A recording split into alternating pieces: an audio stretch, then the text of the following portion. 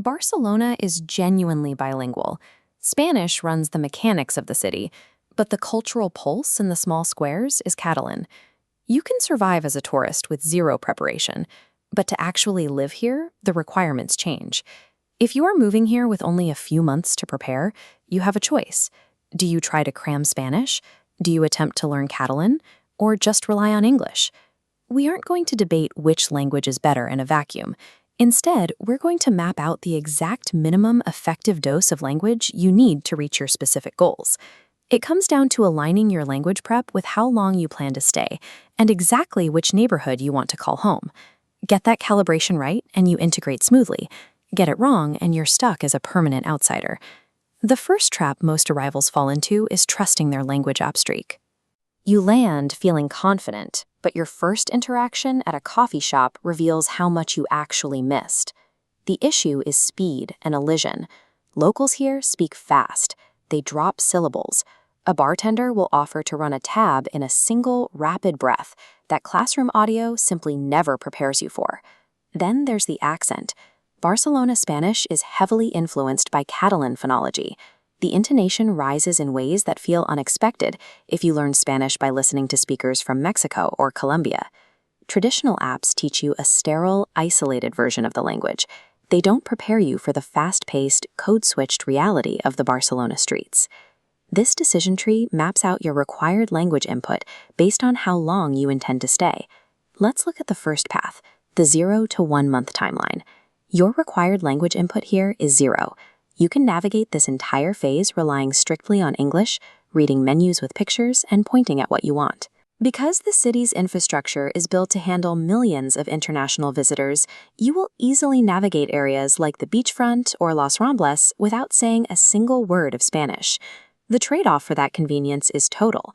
You pay the premium tourist price for every meal, and you remain separated from the actual culture happening around you.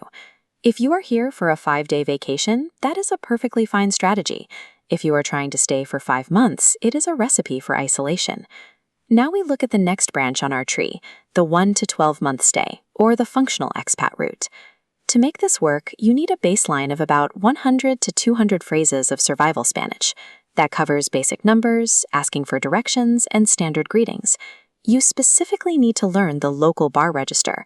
Instead of the Latin American me da, you need to drill the Spain-specific construction me pones until it feels automatic. With those phrases, you can manage the logistics of your day yourself.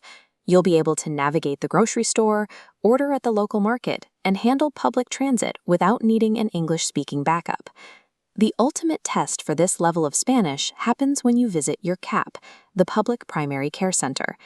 Navigating a doctor's appointment there requires holding your own in a basic back-and-forth conversation. Even with that baseline, you are going to hit friction. Your listening comprehension will lag heavily behind your speaking ability, simply because locals respond at a speed you aren't used to hearing. To bridge those gaps, you need a 5-phrase apology kit. Learning to honestly say, "Estoy aprendiendo," or "I am learning," diffuses the tension and usually earns you some patience. A solid conversational base makes you independent in the city.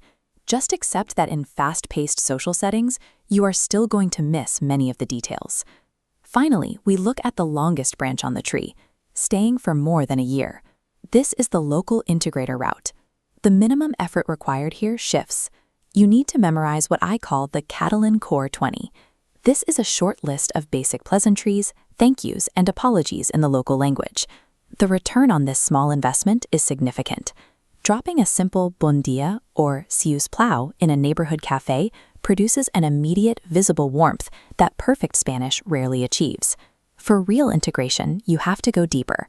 You take advantage of the free classes offered by the city's language consortium to build actual fluency. Reaching a working level of Catalan changes your status.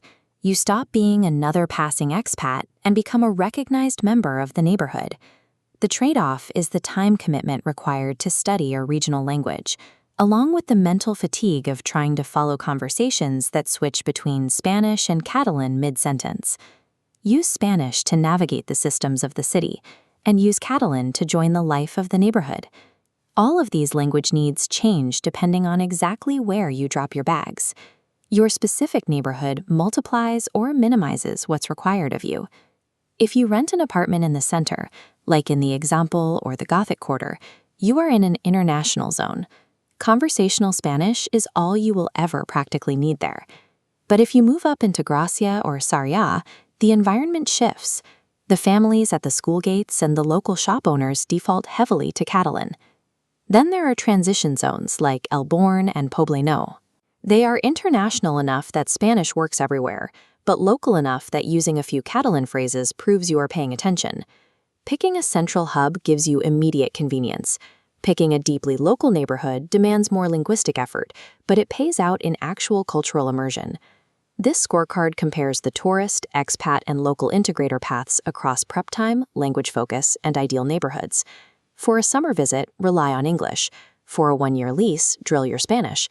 To build a life here forever, embrace Catalan. No matter which path you take, your biggest obstacle will be surviving actual high-speed contact with the locals. That is exactly why Street Tongue exists. It closes the gap between slow classroom theory and the rapid reality of Barcelona streets. Instead of isolated vocabulary, Street Tongue uses real-world AI scenarios to train your ear on precise regional accents and elided Spanish, and the exact Catalan phrases you need to talk to your landlord or order a coffee. Tell me in the comments which neighborhood you are moving to and what your biggest language fear is. We will reply with tailored advice for that exact district. Barcelona responds to the work you put in. The languages are the primary way the city goes from a place you are passing through